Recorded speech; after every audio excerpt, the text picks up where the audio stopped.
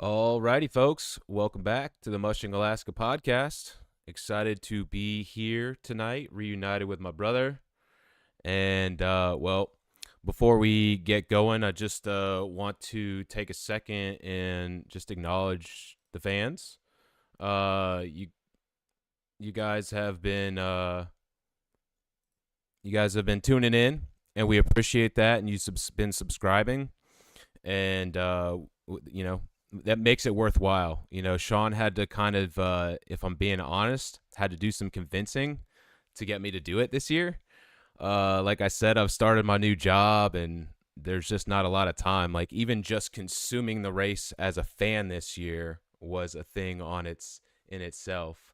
Um, so I just wanted to say, we appreciate you guys tuning in.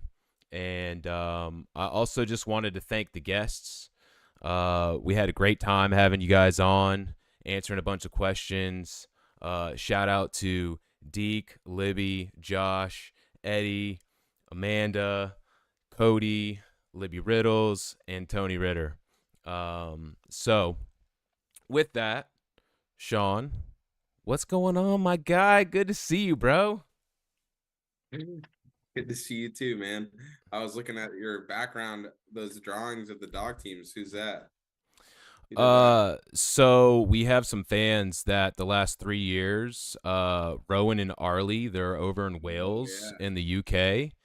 And so I believe we've got these two pictures here from 2024, right? And they both individually drew something. And then last year were these two. And this one was kind of cool. I put it up during one of our lives during the Iditarod, but the two of them drew pictures and then they cut out some of the things to create this image. And so shout out to Rowan and Arlie over in Wales in the UK. Wales. That's crazy, dude. Yeah. They have a So really cool flag. It's one of my favorite flags. Got like a tiger on it or something, or a lion, and it's just like. nice. Um. Anyways, it's just the. I only know. That's all I know. They have a cool flag, and Christian Bale's from there. That's about it. Right on. Well, But dude, thank you guys for listening. Yeah. yeah, man. So, I kind of like attempted to put a little bit of an order to today because we don't usually do that when we're recording the podcast because we can like edit and move around. But before we got into things, Sean sent me some pictures that he took out on the trail, and I thought we might could just start there, and I'll pull up some of the pictures here, and let's start with what I believe is the first image of you, I guess, starting the Iditarod. Is this your first flight here? Do you remember? Yeah, I'm thinking this is like from Willow to we had the restart, so it's from Willow to Rainy Pass, and you're kind of approaching into the foothills of the Alaska Range. And I think that's what that is. That's a big old river there slash yeah. So I this is just one of the many amazing photos. It was like clear the whole race, dude. So like all the flights were just epic views, and even the one like we'll get to the one where that was the Alaska Airlines flight that was just insane. So yeah, it was just an not any specific area that I'm looking at from here. One of the flights though, dude, the pilot was like pointed out some wildlife and I couldn't quite like understand because I didn't have my volume up in like the headset, and he pointed something out and I see this thing running across kind of similar looking river like the one in this picture. So it's like wide open, kind of a glacial plain of a river, and you see this thing running across it and I'm like, is that a moose? And we like get closer and it becomes evident that it's a wolf, a black wolf. And like we like fly right above it and he like tilts the wing and looks down at it and like the wolf like looks up at us and I'm like, yo, it was like the crispest like clean look at a wolf I've ever had. And it was like over 100-pound wolf. It was like a monster wolf. And it Wow. was just like Over 100 pounds, dude. yeah, for sure, under over 100 pounds. I asked the pilot like the next day. I was like, because he does like wildlife flight stuff in the summer, and he was like, that was easily over 100 pounds. I think like the biggest a wolf can get is like 120 or 125. Like, so it's Jeez. probably not much uh much bigger than 100 pounds maybe, but it was I was like, is that a small moose, like from far away? And then I saw it, obviously it wasn't. um so yeah, that was one of my favorite flight moments for sure. And so then I got to fly to Rainy Pass, and last like first year I did this, I went to Finger Lake. So I heard Finger Lake was like a crazy windy situation, and you guys maybe saw that on some of the videos of teams coming into the Finger Lake. And so you hearing about this, and then I'm sitting at Rainy Pass, and it was pretty windy, but like it wasn't like gales. So uh it was, and Rainy Pass is like smack dab like in the middle of the Alaska range, and it was just like bluebird the whole time, and just windy and clear and cold. But Dang. yeah, it was pretty much never above zero out there. And fortunately I always had a warm place to go thaw out if I got cold. But every time I see the mushers come in, I'd just be like, damn, it's like 7 hours straight out in this.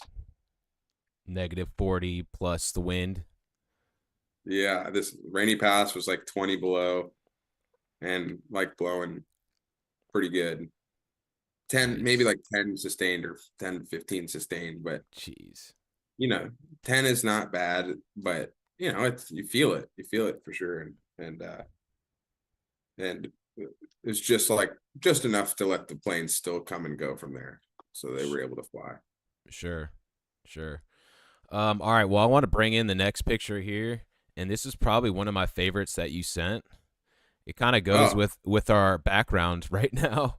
oh, But nice. dude, what an epic shot of the Northern Lights. Where do you remember where this is on the trail? That's Rainy Pass. Okay, That's Pentilla Lake is also Rainy Pass. I feel like people can get confused because you hear Pentilla Lake. Is that Finger Lake? Is that Pentilla Lake? Rainy Pass. Rainy Pass is like the name of the lodge, and it's on Pentilla Lake. But then there's Rainy Pass, which is like the feature of, the pass in the mountains that is up the trail from there. But yeah, that's the lodge. We stayed in the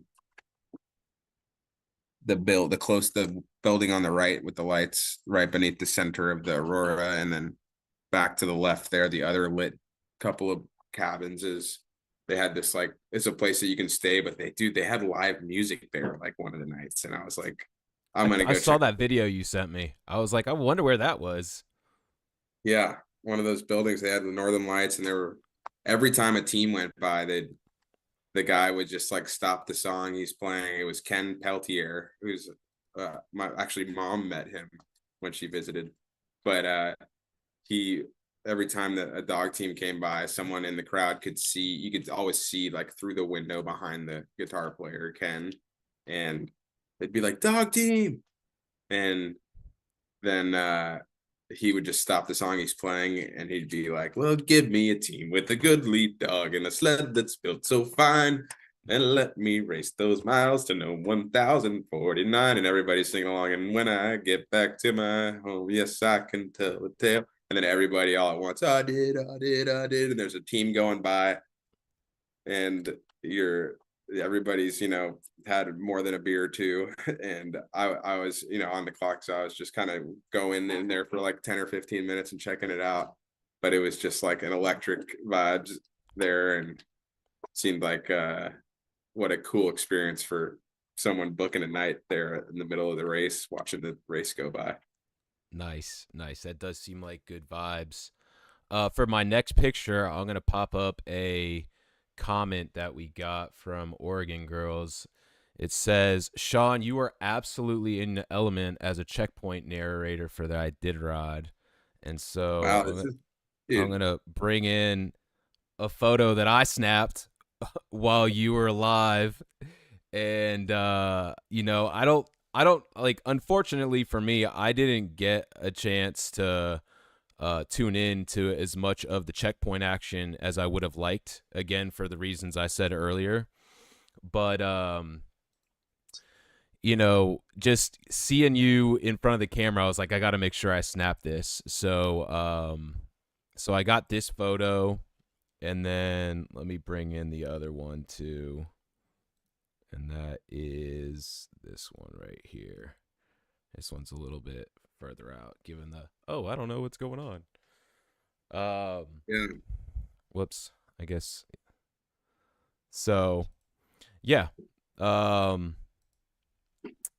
That I just wanted to say, we enjoyed you out there. I wanted to pull up that little pop-up comment from the chat, and yeah, tell us about your time out there. Just wanted to kind of hear firsthand some of just like your experience doing the Insider this year. Well, firstly, dude, it was a great job holding it down while I'm gone, and you're like pulling up all these graphics and moving stuff around. It looks so cool and legit. And I'm attempting. yeah, thank you. And it was anyway, so I'm just impressed. I know you've been working your tail off, and it's been fun to hear the support on the trail from in person. And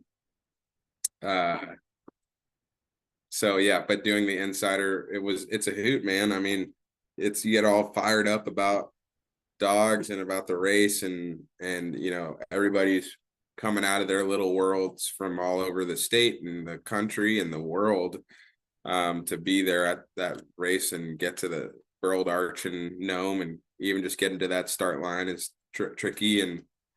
And you don't really, you can get a glimpse of this and that of who's doing what on social media, and maybe you run into them here and there, but it was just then you get and fly in, you get to see the start in Willow, the start in Anchorage, and you fly into the trail, and it's just like a special experience. And let me just cut in there real quick. So I feel like in years past you haven't always gotten to be at the start. Is that correct? Yeah, that was the first year I wasn't at the Willow start. The second year I was at the both starts, one of which was the Fairbanks restart, and then this year I was at both as well. Flew out afterwards and got to Rainy Pass and began a series of checkpoint live streams. And yeah, I appreciate compliments. I feel like I'm not like, I feel like I still got lots to improve, and I feel like I struggle. It's sometimes you're like filming in the middle of the night and you're like, all right, all I can see is a headlamp, and trying to, you're trying to figure out who the team is that's coming in, and but you're also trying to stay a little sane out there and not be sleep deprived the whole time, even though everybody in the race is. So then you feel bad when you're not sleep deprived and you got some sleep, and you're like, well, I'm not grinding like, the mushers are. And anyways, it always feels like one of the takeaways I would say is like the Insiders are grinding, dude. And especially like, Greg, of course, is the head honcho, and he's making all the choices. He's not just like in front of the camera doing we're live in Rainy Pass and then sending off the video to someone else. Like, it's him doing like the editing, uploading logistics of like where to fly, what checkpoints to fly to, and when, and who to put in the planes, and what gear to put in the planes. And you're just like weighing those decisions constantly. And then there's this guy Kyle that's like running around with the mobile camera that's looks like it weighs 40 pounds, and trying to get every team coming in, every team getting an interview at the top of the race, and then getting back inside and trying to put it together and edit it and uploaded it to make it look good. And then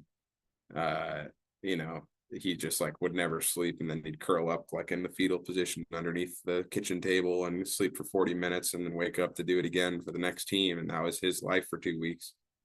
And then you got the guys on the snow machines that are like ripping down the entire trail. There's two pairs of two people each. That's what makes up a pair. Duh. Oh, And two. Okay, got it. All and right. there's two Denali local snow machine guides, and they're each paired with a cameraman, and they're out there getting shots in between checkpoints and run dog run, that kind of stuff. Is those videos are shot by them typically, and they're sleeping 22 to 20, or they're working 22 23 hours straight, you know uh a day. So I'm yeah, just real quickly, I'm popping up a comment. Sean, you are the absolute best out there from yeah. El Rockley, right? The, don't my head's already big, man. Alex Lee, race coverage was great. Shout out to Alex. Uh, Thank there's another comment. It's a little too long for me to pop up. But from Mushy07 says, Sean, your commentary at the checkpoints is fantastic. I've been mushing for over 30 years, but I've never run Iditarod, and I always learn something new when you're talking about the race. For the record, you're talking about your sleep deprived commentary. That is some of the best commentary. So while you were out there, some of the feedback that we were getting in some of the chats and stuff were like, sleep deprived Sean is the best version of you. Sean. No, it isn't. But yeah, sometimes when I get the coffee going, I start to perk up. But yeah, sometimes I'm just behind. Sleep deprived Sean's the one that's not talking. But then yeah, sometimes I do get a little loopy, and I'm still chatty. The And loopy, okay, so the loopy chatty Sean, that yeah. is I think the one that the fans like the most. I didn't get a lot to hear it, but I guess you were making friends with some kids again in one of the checkpoints or something like that. Yeah. White Mountain is always where feel like I'm there so long, so I make some friends there. Shaq Tulik for sure, always some kids there. And the adults also, at all these checkpoints that are super friendly. And so yeah, it's probably one. Apparently you're singing too. I guess I missed that. Yeah, I feel like at some point I do rip a quick verse or something from. I think I did and when I was in Cripple, I probably did a one line from up on Cripple Creek by the band, and at some point I said, maybe some line from the Iditarod song, and yeah. So Nice. I mean, Nice. keeping it fun. It's fun to see. One of my favorite. I like how loose like Greg lets it be too on his end, because I'm always like, am I being like unprofessional? And then I like look at a video that he uploaded, and there's like 3 F-bombs in it, and I'm like, all right, like we're doing okay. Like everyone's paying for a prescription. God, what am I talking about? Subscription.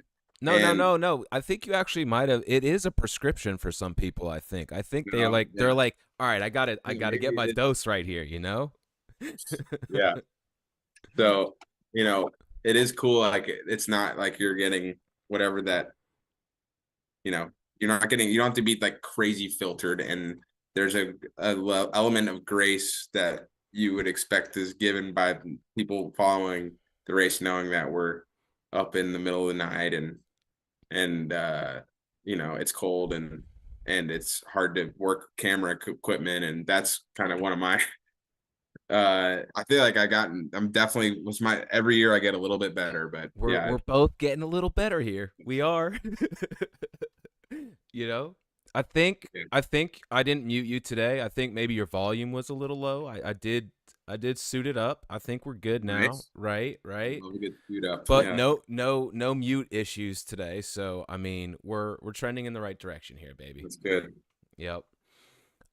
So is there anything just from your perspective that any stories or anything else that you want to tell? I want to kind of like break the race down just as the race, happened and stuff, but any fun stories, any, fun little conversations you had out there with certain mushers, or just like some behind the scenes kind of stuff that maybe some of those who are watching or listening would be interested in? Yeah, I mean, there was a really long list of that. We could spend the rest of the episode talking about the answer to that question. Um, Well, just but hit us with a little like get the juices flowing here. I mean, I just remember there was one of the kids in Shack Tulik got on the live stream and was like, because I was like, yeah, if you guys want to say hi to someone and or whatever, go for it. And I'd give him the microphone and just trust that it doesn't go, to Completely awry. sideways. And then he said he's like, what did he say? He said, "Congrats to the Shaq Tulik basketball team. Work hard, play hard, stay hard." I was like, all right, I like that. But that was Wesley. Shout out to Wesley. Shout out to But Wesley. I feel like my favorite, if there was one takeaway, it's just how like welcoming all the checkpoints, both in the sense of if there's people that were hosting, like, Puntilla Lake has Rainy Pass Lodge, and those people that run the lodge were super helpful. And like we had generator issues, and they brought in like a second generator and like helped us problem solve that. And then you go down to from Rainy Pass. I think my next one was Nikolai? Nikolai, and then you get there, and I also, surprise, surprise, you have generator problems when it's minus 40 or whatever, and our dude, at one point we had generator problems, and we're like, it was giving like the low oil sign or whatever, and so we were like, let's put some oil, and we grabbed the oil that was in the tent, and it was like, just like I think it wasn't in like it was in like on the ground in the tent, so it was like in the coldest spot of this tent, and we pull the oil out, and I like go to like turn it over to pour it into the generator oil reservoir, and it's just like full on sludge, just like oozing out in slow motion, like it's honey, like it's cold honey. And and I'm like, huh, like I wonder if this is good to put in there. But anyways, super helpful there in Nikolai, and they had the kitchen ripping, and just like then of course all the volunteers are just like super stoked to be there, and they're all got these crazy stories from all over the world that they're showing up, and they've been doing this there's one guy I met that been volunteering in some capacity for 37 years.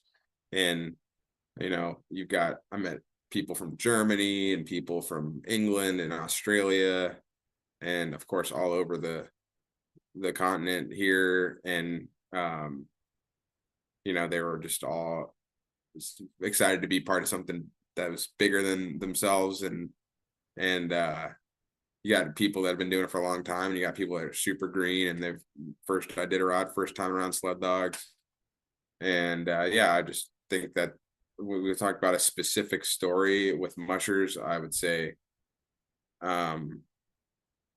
we had, like, you hear stories about mushers getting sick out there, and that was maybe not as fun of a story, but yeah, people, there was a musher that shat their pants, there was a musher that passed out, there was and Oh, was we're just not we're tired. not giving names here, huh? No, I'm not giving names. No. Not for the shit in the pants one. Okay, fair enough. Maybe you'll hear. But yeah, I mean, there was such fun attitudes by mushers that were so tired, and they refused to have a bad attitude, when they have every reason to, with slow run times and cold temps and checkpoints with limited services. And you go up to them, and they're like, Chad Stoddard, of course, he's a friend, but he just always was in a great mood. Every time I saw him, he'd just be like, there's literally nothing that can happen that will be putting me down. Like, I don't care how cold or how windy it is, I'm just going to be happy to be in this race with these dogs that going down the trail.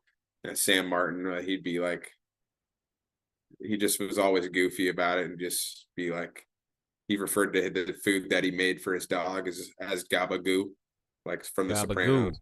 I'm Gabagoo. gonna make a little bit of gabagoo for these dogs. It's just like that's hilarious.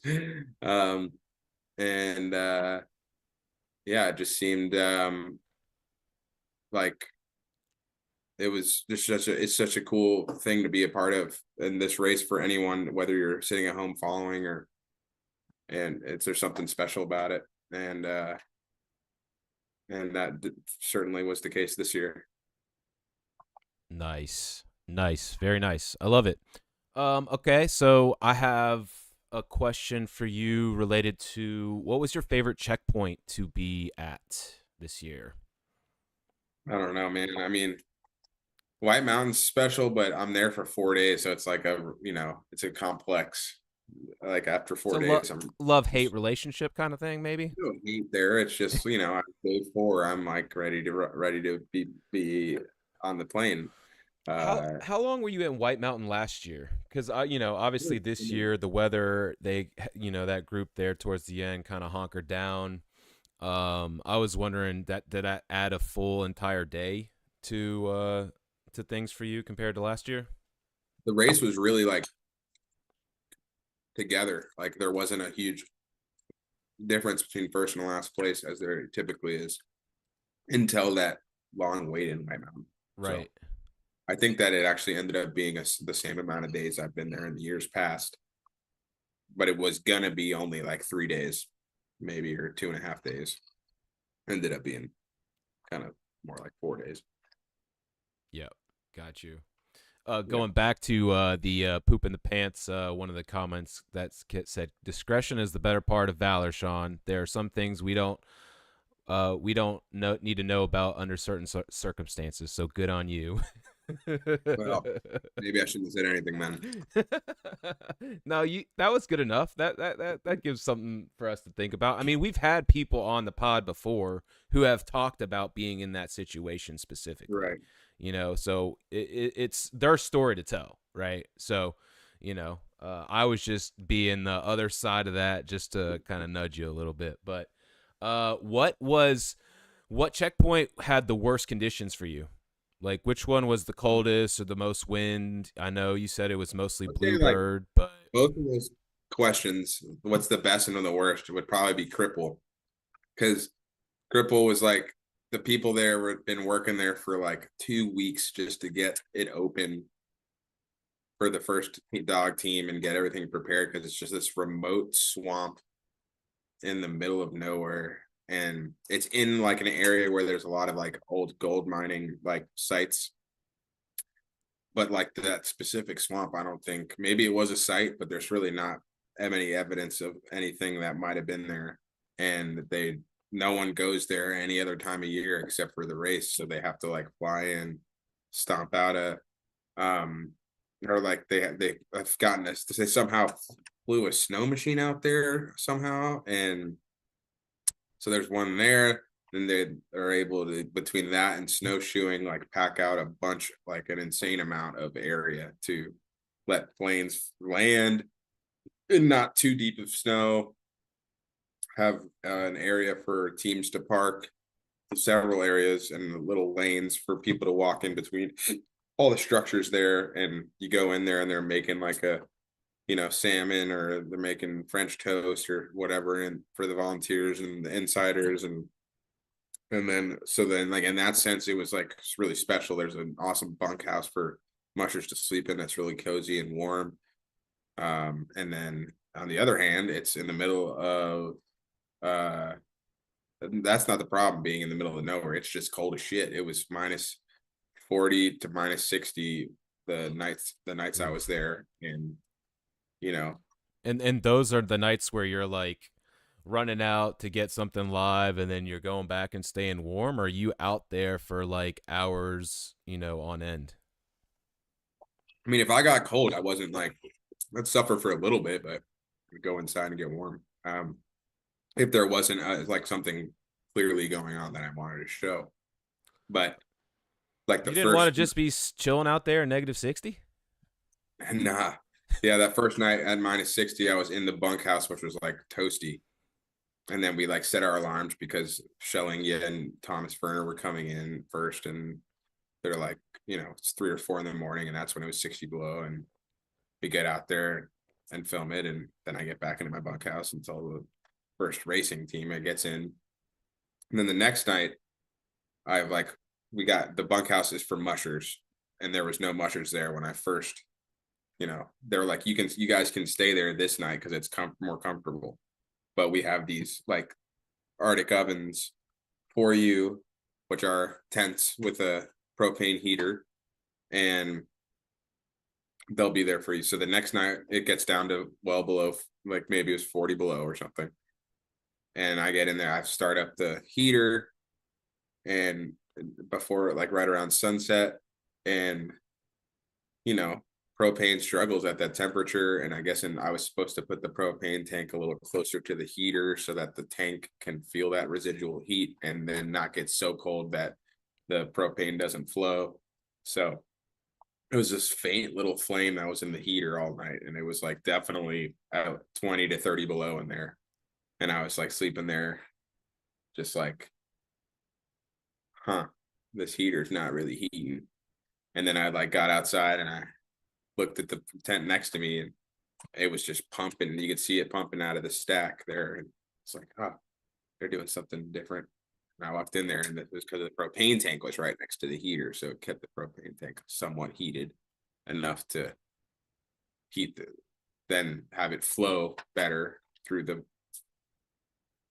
heater. And anyway, so I woke up and was quite chilled that second night, but again, not that bad compared to literally any musher. So you just kind of remember those moments though on the trail when you're in the sleeping bag and you're all right, time to get up. And I'm just like sitting there in my bag, and I'm kind of a little bit warm, and I know when I get out, I'll be a little bit cold. And you're like, all right, get out of the bag. 1, 2, 3, go. All right, 3, 2, 1, get out. All right, 3, 2, Please go. 1, this Come time, get on. out. And then it took like 12 countdowns from 3 where I got out. But then, yeah, obviously it's much warmer eventually once you get out and start moving around. And then there's the other main cabin you could go in, and actually it was really warm. So, but yeah, Cripple was awesome, and it was also difficult because of the cold. Nice. Okay. Well, as more stories come to your head as we continue to talk about the race, feel free to interject. But I do want to kind of get some of your analysis of the race itself. So obviously we can start with the winner, Jesse, going back to back. I think you got a couple of checkpoints where you were able to see him. I know you sent me that one picture where you saw him. I was curious where that was in the race. But yeah, just what are your thoughts on Jesse repeating and just the competition there at the top, with like the top of the pack? Yeah, I mean, I feel like everybody's doing the lifestyle full time, but I feel like he's taking it to another level as far as like full time training of dogs, because he doesn't have like a tour to all like Matt Hall does tourism, Paige Drobny does tourism. Like Jesse's literally just training his dog team. Like that's all he's doing. Right. And he also like, keeping his property, all those whatever you need to do to live remote, from hauling fuel and firewood and all the things you need to do to live in the middle of nowhere. But he doesn't have to focus on a tour, which isn't a bad thing. You're still like training your dogs doing that in a way, but He's able to be fully all in. He's fully all in. he's only thinking Everybody about else is racing. He's not everybody thinking else, about business. He's not thinking no, about the guests that are coming. He's not thinking about the logistics that are behind that. He's literally just fully living dog mushing life. right. So, that I think, and then that big makes him have trained a great team over the last few years, of course, running the Iditarod last year. And then he's got almost the same team this year. And he's also compounding that with, he's got great genetics. All these guys, though, have great genetics. But I think, what separates him is maybe that, like, all in for racing, and there's kind of the blinders are on, and that's like he's already thinking about next year right now, and And then as far as like execution of the race, like I think Bruce pointed it out, and I before I realized it, but I didn't realize that he went from Squentina. Sorry, he went from Finger Lake straight to Rome through Rainy Pass because it was windy and he felt like he couldn't find a good place to camp. And he was like, you know what? I'd rather just push my team to do this long run and then get to be in a protected area at a quiet checkpoint where there's no other dog teams. And, we'll take it from there. And that was like not his plan.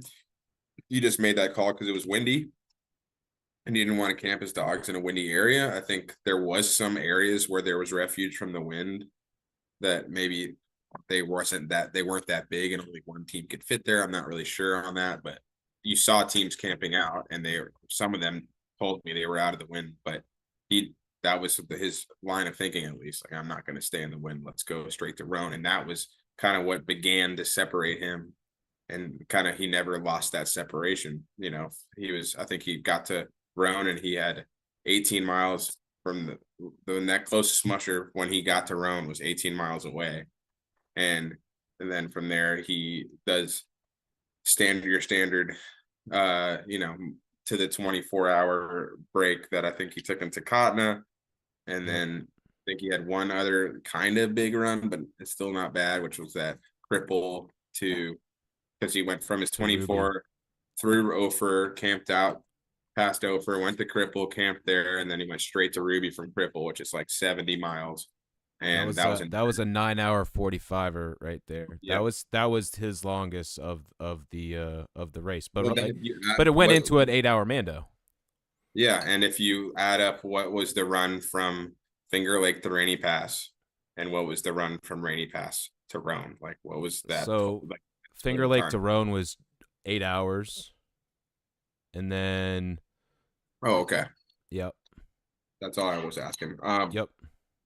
So those essentially were his two longest runs, though. The one into Roan and then the one into Ruby. Those were his two. Yeah, it wasn't like he had some crazy moves, and then from Ruby. He also did a long one from Galena to between Nolato and Caltag, 8:45. But I mean, in the grand scheme of things, that's not like crazy long. If we were dissecting races 5, 10, 15 years ago, there's probably a lot more of those longer runs, right? Yeah, for sure. And yeah, I mean, it seems like that era of long runs is people still do it, but it's usually people are throwing in at least an hour break in those long, 80+ mile runs or whatever. But I didn't. Yeah, there was a couple of people that ran from Roan to Nikolai. There was that Cripple to Ruby run, whatever, and then I think there was some people that went from Caltag straight to Unalakleet.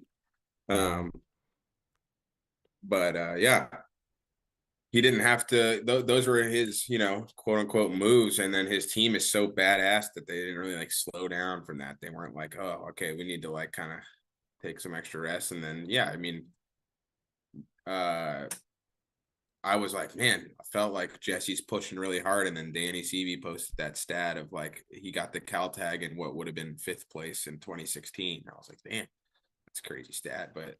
Yeah, that still had him within reach of winning. Like those top 5 guys were.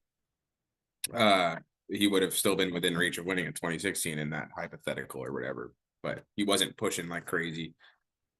I mean, towards the back half of the race, I feel like he kind of had the ability to take his foot off the gas. Totally. Like, 6 hours in Unalakleet, dude, for the winner. That's what I was gonna say. Like, it felt like he went once he got to Unalakleet, it was more checkpoint to checkpoint than maybe you would have seen if there was more competitiveness going on behind him. Yeah, I mean, he totally would. Which is also similar to what happened last year. Like it was really close. I remember getting super excited about like, oh, the race to Unalakleet, and then like then it happened, but it was like the thought of a race to Unalakleet was there, and then it wasn't, and I feel like it kind of similar in that regard this year. So Yeah. Yeah. I mean, he had a big lead. There was Travis kind of had a shot at it a little bit, but I mean, that would have only been if the thing is, even when Travis was catching up, he had to kind of dip into his savings to get to even with Jesse yeah, if he wanted to do that. And then Jesse would have like a totally like well rested team to probably outspeed him. And Travis said that I think in one of his interviews. He's like, yeah, I mean, I could have caught up to Jesse, but then I would have had kind of emptied the tank and we wouldn't have been able to keep up.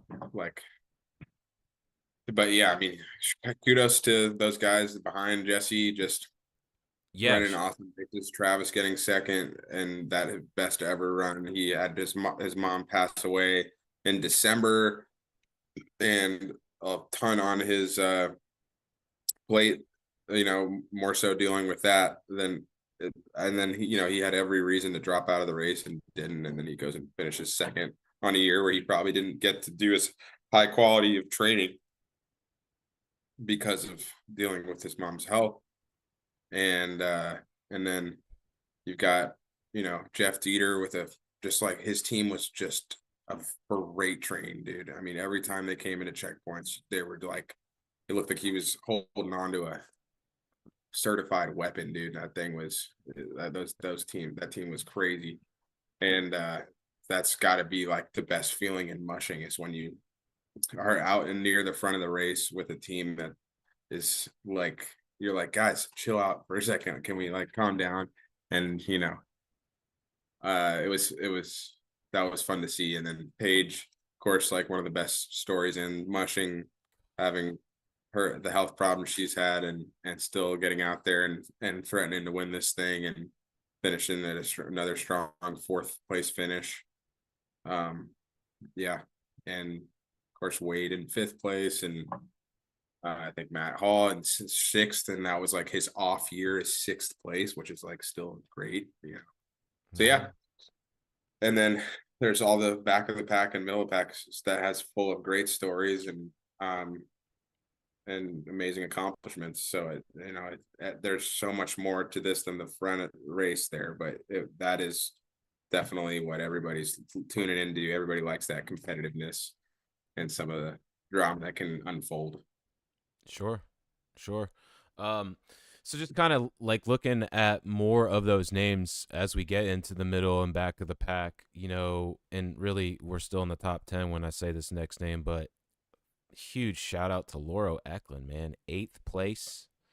I feel like we had him on just yesterday.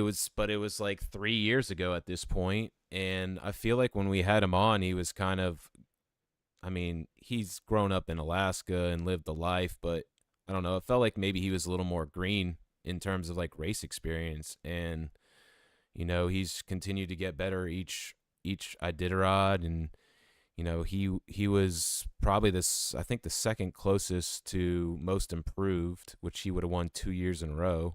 Obviously Hannah Lyric won that, but um, we talk about someone who's got good energy and good vibes out on the trail. You're kind of talking about that earlier. He's someone that kind of fits the bill. Did you have a chance to kind of have some run-ins with Lauro while you're out there? Dude, I didn't see him and have a good exchange. I did have a chance, but like he would show up in the middle of the night and I'd be like, I'm gonna catch a nap, dude. Sorry.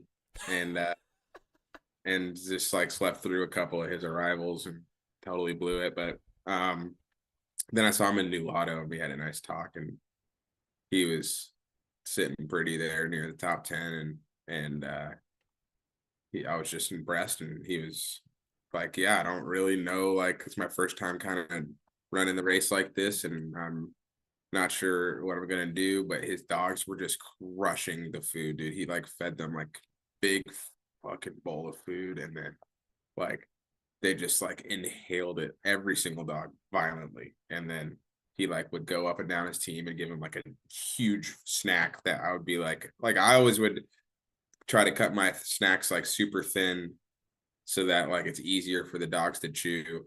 Because if you do like a big thick snack, sometimes it's so frozen and hard that they're like, God, it's takes too much to eat. I'm just gonna, you know, not eat it or whatever. And he would give him this like, inch and a half thick piece of fish, and they'd crush it, and then he'd go back and give him two more snacks after that, and they crushed every single one, like still looking at him for food. So that's like the biggest part I think of, like if you're racing, it's getting, you know, your team eating like that. Riley was someone who was like, yeah, they've just been eating like since the start. He's like, I've never had this where I'm just like, we camped since the first camp out. They've been just crushing food nonstop every single time I feed him the proper meal, and then you saw him near the front and finishing, I think in maybe seventh or whatever. Yep. But he was threatening top three there, and he had his best ever race. And then Laura, and then what do they have in common is they have these dogs that are just annihilating food, and that's what's my biggest thing I saw. And other dog teams are still eating, but like when you just see the look in the eyes of the dogs, they're like, I'm gonna like get out of the way, I'm eating this food, instead of like, all right, yeah, I'm gonna eat it, and they're gonna take their time. And that doesn't necessarily mean that dog team is better than the other dog team. It's just what I noticed is like those teams were just crushing food. Nice. So going down, next, I was gonna ask you about Hannah Lyric. I was curious if you got a chance to see much of her out there. She's a name, she's done the Iditarod before, but she's like living in Alaska and also living back in Europe, and so that's like not a name that we've had, spoke a lot about on the podcast before. But super impressed with her second running, getting 11th place. Thoughts on Hannah, and just curious what you saw out there from her. Yeah, I mean, I think a couple mushers said this, and I couldn't agree more that she's a total robot out there, dude. Just a machine. Like, and she's got a really good checkpoint routine where I think like I have like one of the biggest shit shows of a checkpoint routine personally. Like when I see like some of the top 10 mushers like going and doing their routine, and I'm like, all right, they're kind of put together, but they're still not fully dialed on like and everybody's always comparing it to Dallas's routine. That's what kind of where he's always, separated himself, is he's got his dogs fed and bedded down 6 minutes before the team with the identical size, same arrival time or whatever does. And that's what I noticed about her at the checkpoint. She's just yeah, you wouldn't assume she's She's I don't taking know. a page out of when I read Dallas's book, he talks about his checkpoint routine. It sounds like she's taken like a page out of Yeah. that, like having it as efficient as possible, not having as wasted trips up and down the line kind of thing. Is that what you're kind of talking about? Yeah, that is true. I don't know that if she got it from there, but I think it's from her racing in Norway. Sure. I'm just She saying, like, kind won. of same mindset. Yeah, she won the Finnmark Slope at 350, which is a maximum 8 dog sled dog race, and you do 350 miles. I guess it's called, whatever it is in kilometers, 600 or something. But you know, that's a competitive event, and she lives in Norway, by the way, and her dad's American and ran the Iditarod in the 90s, and she as lives up in the northernmost point of the Finnmark slope. So she's in like northern Norway. That's actually where our cousin Aaron went to school for 2 years in Norway. She's pretty near there, about an hour away from that college town. And anyways, then we got to hang out and have a couple beers at the end of the race, and she was super nice. And dude, she had this friend, I think his name is Bert or Bertie or something, that was like, I think I told you this on the phone, but he was like, yeah, she just came up to me and was like, "Hey, I gotta get a I photo love of this. I or love video of this. you saying hi to Bert." And I did the hi Bert, thanks for listening to the podcast or whatever. And he like immediately texted back like, "Oh my god." I think it literally said like, "This is the best night of my life" or something like but yeah. Shout out to So Birdie, man. yeah, I might be getting their name wrong there, but she the every Nor every it just seemed like I met like maybe 6 Norwegians out on the trail. They all seemed just super nice. And yeah, I was that just she's like you know, younger than me, and um incredibly accomplished in long distance mushing. And I think it takes a lot to get to a full dog team from Norway. She said they had to drive the dogs 5 days of driving from where they live to get to a big enough airport, and that would accommodate chartering a plane to fly her whole team across the Atlantic. And then they got there in January and they trained in Alaska for a couple months and got kind of it's much very helpful to have those couple months in Alaska for the docs to kind of relax and get comfortable instead of like right into race week or whatever. So I just was impressed with like, man, how like big of a deal it is to get over here. And that's why you're not going to see her in the race next year or probably the year after that, because you said it takes like 4 years for her to save up and make it happen to come over here. But she made it. That Made I'm it. glad you said that. I literally was over here. I'm like, how the heck does she's young? She's younger than us. How she lives in Norway? How the heck does she afford to get all the dogs over here? You know, I mean, I think uh, there's some sponsorships involved too, but yeah, I mean, but I think still, she's all it takes saving up. years for Yeah, her. Maybe if she had it her way, she'd be racing it yearly, but she has to do it as the money comes in, which I guess makes a lot more sense. Um, but yeah, super impressed with her. Most improved musher this year. So I just wanted to bring that up. And then I want to get into the rookie race, the race for rookie of the year, because for a while, you had Kevin Hansen up there in the front, then you had Sam Martin, and then towards the end, you really had Jesse Terry come on strong, and take that rookie of the year award. And so I'm just curious, from those top rookies, what you saw out there. I think we've talked a little bit about Jesse on the podcast before, and a little bit about Kevin, but we don't know them that well, honestly. And for me, Sam was a complete out of nowhere. Like I don't feel like I saw his name in a lot of races leading up to this year. And if so, then I missed him. I don't know about you. So for me, it was fun to see that kind of, it was back and forth. Someone was leading there for a while, then it would kind of get tight, then there was a change. So yeah, just thoughts on those three right there. yeah, it was a good race for rookie of the year. Kevin, And shout out to all three of them. yeah, Obviously, like Sam was holding on to that for a while. Kevin was too. But anyway, sorry to cut you off as you're about to start your answer. um, yeah, I think Sam was like the first rookie to every checkpoint, pretty much, except for White Mountain, where Jesse came in about an hour ahead of him.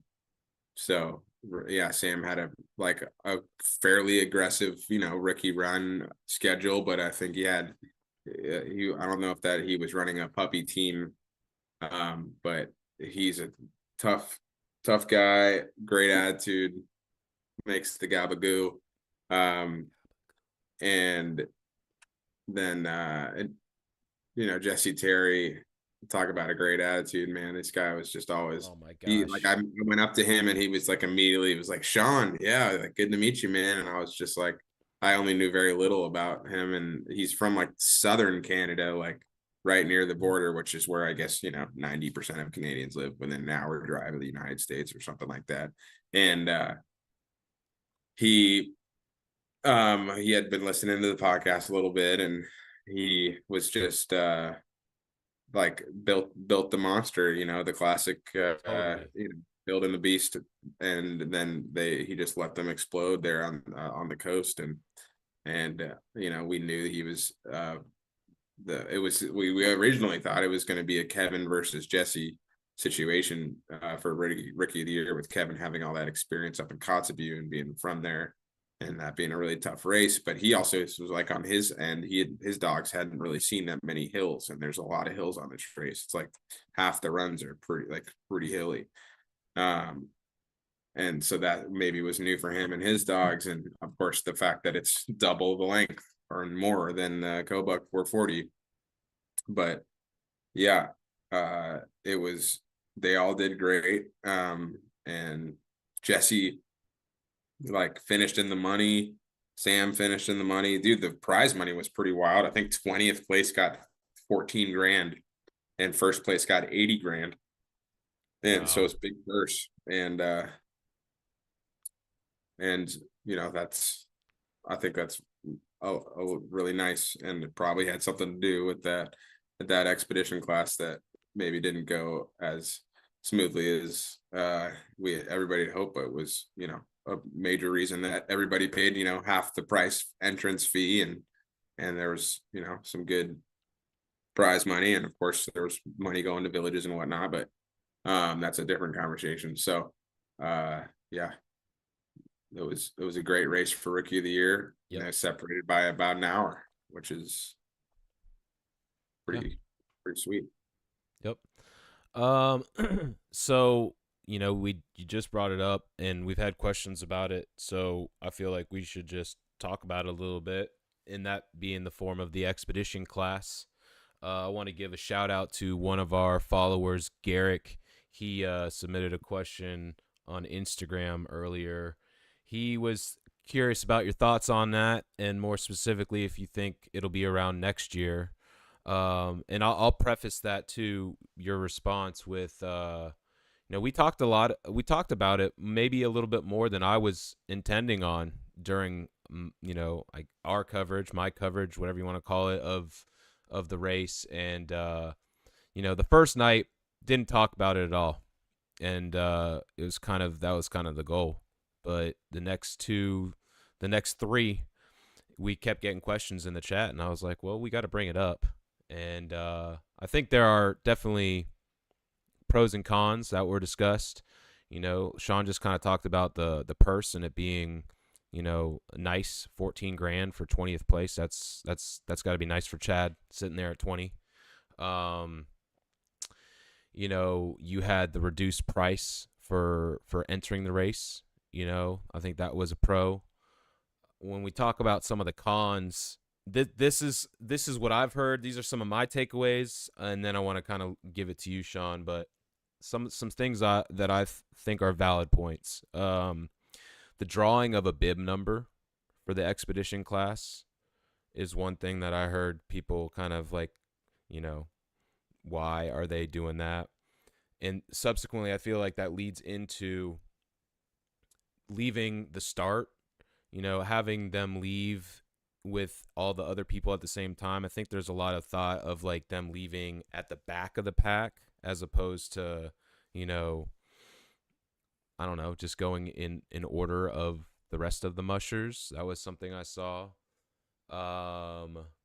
Or like I thought it was interesting when I watched the restart, like those expedition mushers went and then like the snow machines went right after them kind of thing. I was like, huh, that's kind of weird.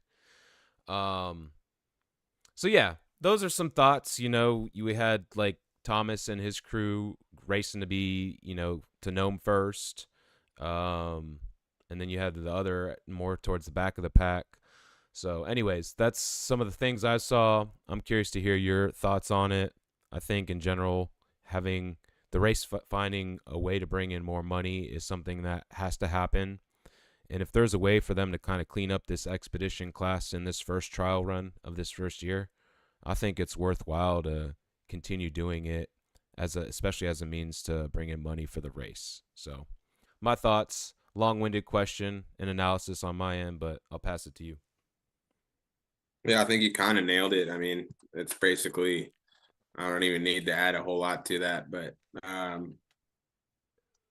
having them go out in front. I think for the following of the race, like I was yes, this was explained, but like if you're just a casual like insider and you just like someone was like, hey, you should get the Iditarod Insider and follow the race, and like you just go onto the GPS tracker and you see Werner and Roca in lead.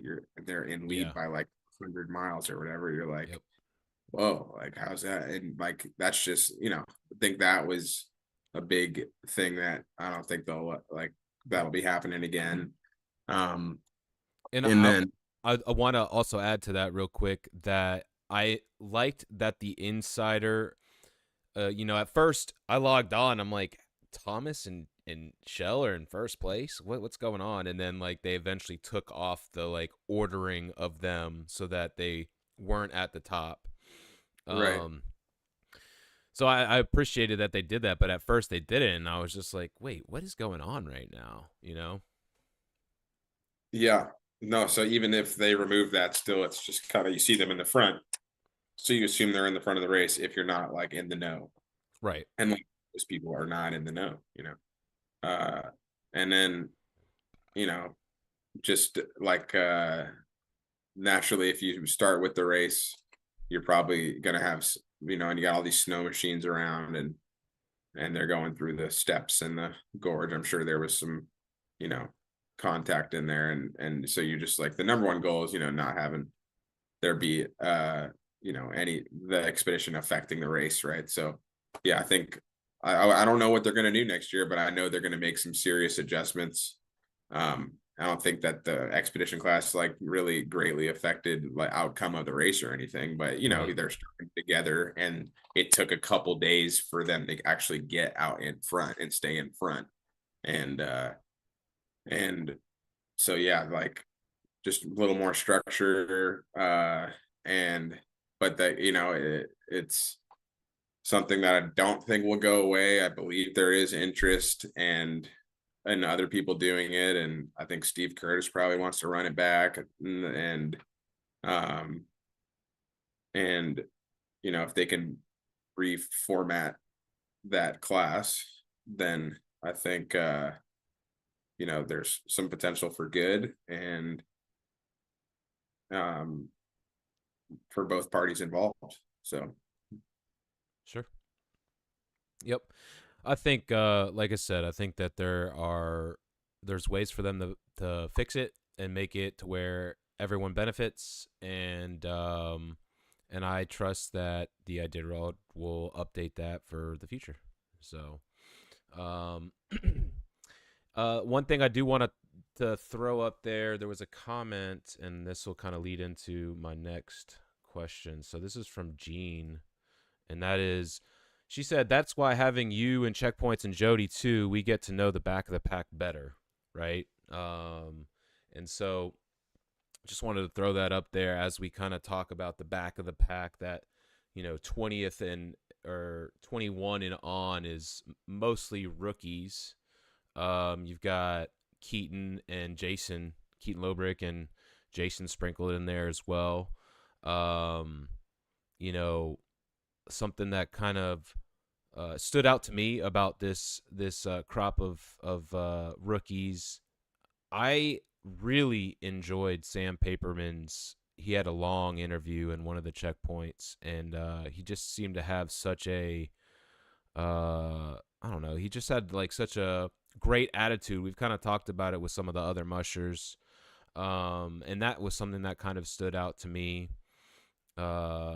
We have Brenda Mackey beating out, Jason. I thought that was kind of, just kind of interesting. But yeah, just can you talk a little bit about some of those back of the Packers, some of the people that maybe we didn't get a chance to talk. I didn't get a chance to talk a lot about them during my coverage of the race. So just was there anything that stood out to you from, you know, Saban or Sydney or any of those folks? Yeah, I mean, um, I spent a lot of time with all those people at White Mountain, so we got to know each other, Yeah. and and of course, I got to see every team pretty much come through Rainy Pass. I got to see uh a good amount of teams coming through Cripple and New Lotto as well. So um, I would say, firstly, yes, I think Brenda beat Jason, but Jason rolled into White Mountain a couple hours before her, but then they all left together. So, it can't, but yeah, Brenda was a great story of having her third run, finally getting that elusive trip under the Burl to Arch. She had some of the fastest run times the whole trail. You have Sydney Bale again, her second run, and she was so funny, man. I never really knew her super well, and she was making me crack up in White Mountain, and she just seemed like she was really put together. Like, obviously she's like a rookie in quotation marks, but she ran all the way to White Mountain last year, and so she just seemed like really, really organized and just seemingly from the outside looking in like a smooth run. As smooth as an Iditarod can be. Um, and then yeah, Joey Saban, he was like he had the greatest video of the year, I think, which was that him scarfing down a pie before he leaves Takatna. Uh, that was iconic, and he is I think it's a special thing, him having started his own kennel and getting his team to the finish line. Brenda and Will Rhodes have done that, of course, too, with Sydney Bale running Bernhalter's dogs. Still a special moment. I'm coming from this as perspective of a guy who was also kind of working for somebody else running their dogs. But Sydney's in the dog yard with that team all the time. But I understand that, someone like Joey starting his own kennel, and it's a relatively new kennel, and him getting to that finish line, you could just tell. I think really emotional finish for him, um, and he was just kind of like I don't know how he's like a rough around the edges kind of personality, but he was also had a good sense of humor, and he ran to the store in White Mountain and got and DiGiorno pizza and 3 Dr. Peppers, and it was time well spent, money well spent there. And let's see who else we got in the back of the pack there. Richie Keaton, Beatty, Richie. he had a fairly successful first Iditarod in I think 2019, and had a really unfortunate uh medical issue with his dog that like passed away after the finish, and I think it was, as you could see if you read Milla's Facebook post about her dog, it was like super. I think it was a similar experience for Richie, just incredibly heartbreaking scenario that you go through over and over in your head, and so he had seen the whole trail before, but he came back, and he, they're a small kennel. They don't have any handlers. It's him and his partner Emily, and he I think he was down to 8 dogs like pretty early-ish, like halfway Yes. maybe, Yes, and around that area. Absolutely. Yep. and so but he was kind of still had pretty fast run times, and I think that's like a good, people always wonder, does it take more dogs to go faster, and it's just really no, not it doesn't. If you have the good dogs, He you had have 8 from eight Nolato on. great dogs, that's you're doing good. And so yeah, he had a great run, and he was, uh yeah, he had a great run. And then Jason Mackey is, dude, he's so fun. He's a We got to have him on. I hope we reach out to him and talk to him. But he was sharing stories about Lance and his other brother, which is I believe Rick, who's the father of Brenda. I believe I started to understand the Mackey family tree eventually. And then Dick Mackey is the one that I think edged out Rick Swenson in that 1 second win, and whenever that was in late 70s or something, or 1980 maybe. And then what do we got? That's mostly it for the back of the pack.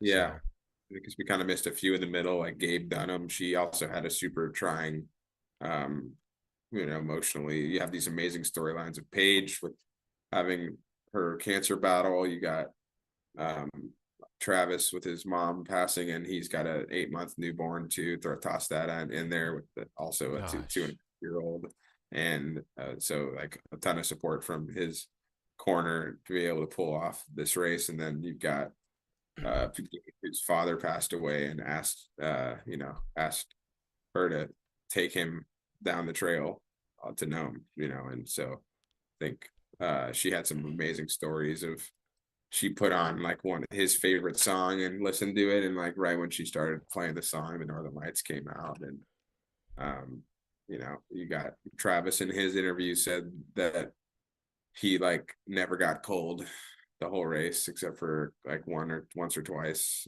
in a very cold year, and he never experienced that bad of wind for some reason. He didn't know why, so there's just some cool, like, you wonder, are they looking down, giving a little extra protection um to Sure.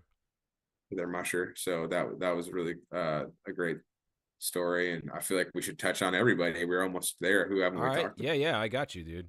All right. So we got to talk about Roan Boozer. Yeah, dude, the And guy, go ahead. he hears this all the time about how he looks exactly like Martin. It's insane. And except for he's got an American accent. And he was very like he's a very like well professional kind of guy, and is it the vibe I got? I mean, I talked to him a little bit. Dude, he won the Cusco twice, I learned. Did you know that? I did not. Just because, 2012. I feel like the last 9 of them have been one person. So, Yeah, 2012 and 2014 he won, which he must have been, 20 or something. He's not that old. wow. Or he's in his 20s for, I would think. And and yeah, him and Chad were near each other. I think they finished within a few minutes of one another. And they had a lot of the same bloodline dogs, and probably pretty fun to see each other at the checkpoints. And Yeah, they were 9 minutes apart in their finish. yeah, and so Roan was his first race in a while. So I think he was happy to be back in it, and just I saw his dad at the start line, and he was like, he's gonna let the race evolve as it will, and I think he did a great job, and we'll see. I think he's looking to be part of this event here in years to come. It seems like, and maybe we'll see him kind of continue to chip away at having that one. He's already got obviously won one of the most difficult races to win in Alaska, the Cusco, at least in mid distance and long distance, and then yeah, we'll be interested to see. He's also got a wife and kids and a tour business and a lot going on, but I think we could see him in this race for some years to come. Who else were you gonna say? All right, we got and I think that he himself coined this during the race, so maybe I'm connecting some dots here. This could be the culprit of the shitting of the pants, but maybe I'm wrong here. Bailey shitting rainbows, Vitello. No, don't start guessing. Don't put me. You don't have to say yes or no, but I'm like, I literally saw him make a post about shitting rainbows, and now that we've already talked about it, I'm just like, it makes me scratch my bald head here. Yeah, I think Bailey, he's got such a positive attitude out there. he's, you might like, if you hear him complain, he's doing it with a smile on his face and laughing at the end of the sentence, and I think his dogs feed off that. I think it was a tough race for him. I think he had, obviously he was hoping to be closer to the front. But uh, he did what his dog team, he did the best with the dog team that he had. Not to say his dog team was like less than anyone else's. It's just, you see sometimes these races don't come into develop as you thought they would develop. And I think there may have been some kind of bug that it went through his team. And I'm not really sure on what, but every time I would see him, how's it going? And, a couple times he'd say, it's just been a tough run, but he also was always had that jovial personality, and I think he was ready to be in Nome, and we'll see. I think everybody by the end of that race is like not. Jesse's like the one guy here that's like, I just can't wait till next year. I'm like, most people are like, yeah, I think I'm never doing this again, and then back again next year, anyways. So, yeah, but it was good seeing Bailey out there, and he did a great job. Is it fair to say this is just me kind of I know that he finished really high last year.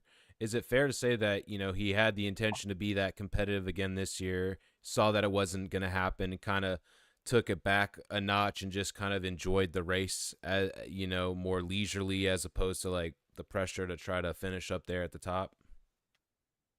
Yeah, I mean, I don't think there was much leisure about it, but yeah, I think I get what you're trying to say, and I think that is kind of what happened. He wanted to have that competitive race, and maybe we're just gonna have to have him on the podcast, but because I feel like I'm starting to enter into speculation here, but Sure. I mean, my question was speculative, so I just was wondering if that seemed like a fair assessment. yeah, I think that if his team had fifth place in them, he was going to run that schedule, and he would have seen it and done it. Um and yeah, you give him a little, we'd have to look back at his schedule, but I think, yeah, you have to give him a little bit of extra rest, maybe, that he gave, and maybe they were, more middle of the pack run times, and so, but yeah, I mean, what did he finish, like 13th or something? Like, a still a pretty damn good finish. 17th. 17th with like what, 20 grand or something that he made. So Right. I think a lot to be proud of, and I feel like we're talking about it in a way that's like, oh well, he didn't finish in top 10, but it's a tough year, man, and just, I was really impressed by the whole field, how they handled the race. All right, so we got I don't think you spoke much about Keaton, so I want to circle back to him. Yeah, Keaton is, um Man, when we had him on, is he like he seemed like a hoot when we had him on the podcast, right? he So totally like is. how is he out on there on the trail? Is he the same kind of personality, or is there a little more, you know, race business, if you will, or Definitely race business is there, but yeah, we also have some fun moments, and he's got his Dale Earnhardt #3 sticker on his seat of his sled, which is always kind of fun to see. And yeah, he had some humor out there. He was fully locked in on getting his dog team right. I think he had like an 11 or 12 dogs into White Mountain, one of which I ran on, I think, on my Iditarod.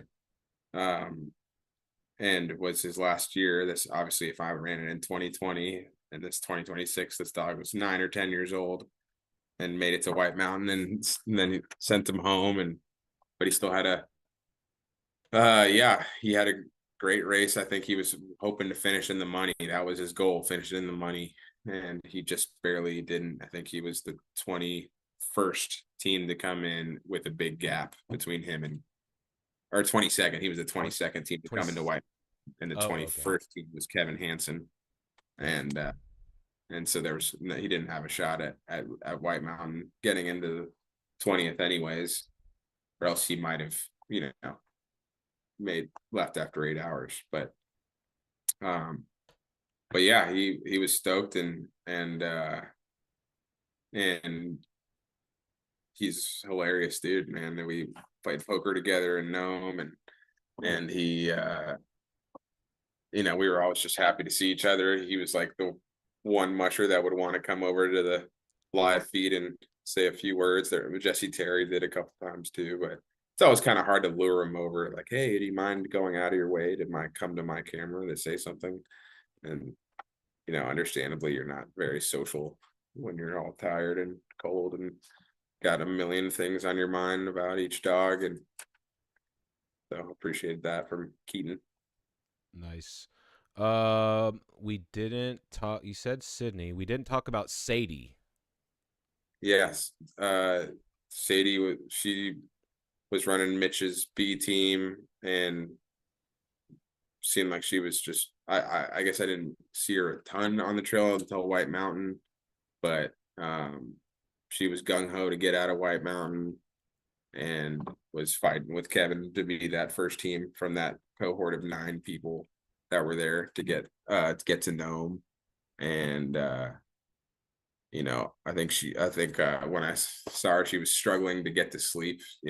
As tired and exhausted as you are, the irony is you lay down and you're like, oh God, I hope I don't oversleep. And oh, I got this on my mind, that on my mind, and can't get comfortable. And the next thing you know, it's time to get up and go. And so I think that it took her a little bit to get some sleep out there, and maybe we can have her on the podcast to hear some stories from her. But yeah, it was. I got to see her out there, and every musher kind of had that same look on their face of just it's cold or it's windy, and their face is just raw, scabbed up, and I don't think Sadie's was scabbed up, but people had superficial frostbite, and Was that extreme. who is it? Was it Jesse Terry? Someone came into with duct tape over their nose. I And can't. Paperman, Okay, right. he had straight up duct tape on his nose, but your nose is just so raw. And he was about to go into, they went into 40 plus mile an hour winds or whatever. And yeah, so understandable. There's a lot of tape out. This is kind of when I learned that tape is actually pretty sick. A lot of I think Sam was using straight up duct tape, but they have specific tape for it that you'll see Okay. a lot of the Iditarod Trail Invitational guys wear, and some of the mushers sometimes. But yeah, it was windy. When it's windy all the time, just wind. It's something you can deal with for maybe a couple days, but eventually your shit's so raw on your face that you just got to get something protecting in it. You get and especially up in that nose and upper cheeks where you can't quite pull your buff up to protect it all. Right. It was interesting to see some of the anti-wind gear that people had. They had people with the full plastic masks. I saw that. And, yep. And people with this little band that goes around their nose and kind of protects the tip of their nose. And yeah, that's some stuff I had never seen before. What were you doing to protect your nose? Not shit. But I was like I said, I wasn't out for 7 hours straight in it. Sure. I wouldn't. Yeah, so I had a little bit of a raw nose, but not. Yeah, I just was not dealing with it like they were. All right, so we got 5 more mushers to talk about, and then I kind of want to wrap things up with some of the awards that happened at the mushers banquet. So just want to keep us on track here. Josie Shelley coming in at 16th place. We haven't spoke about her yet. What you got? Yeah, I got to meet her partner at poker night. He was nice, and she's been. I think she's had a really tough, just by sheer cold exposure and wind exposure. That I think that Yukon Quest 750 was really a pretty grueling race, and of course the Iditarod's, not far behind it. I think this year maybe that those 750 miles were really tough. And then you come into the Iditarod and you start with a win in the first couple days, and then it's super cold, and then it was just no letting up. And I think she's really gonna enjoy her spring and being home and resting, and and she, I think, lost maybe some key dogs earlier in the race, and so she didn't run as maybe as competitive as she typically would in the races she's in. But she, for someone that I feel like it was a really tough rushing season, and she seemed like that maybe was wearing on her, and but she just kept on plugging along down the trail, doing right by her dogs. And man, that's yeah, I can't imagine doing those events back to back. Mm. Nah, nah. Yeah, I feel you on that. All right. Give a shout out to Ryan Reddington, who Yeah, it was funny. You like was that White Mountain where he was like, yeah, tell Brendan I said hi, or how's he doing or whatever. yeah, So yeah. That was I thought that was funny. I'm like, all right, here he is in the Iditarod, and he's telling Sean to hey, tell your brother I said hey, how you doing? I just thought that was kind of cool.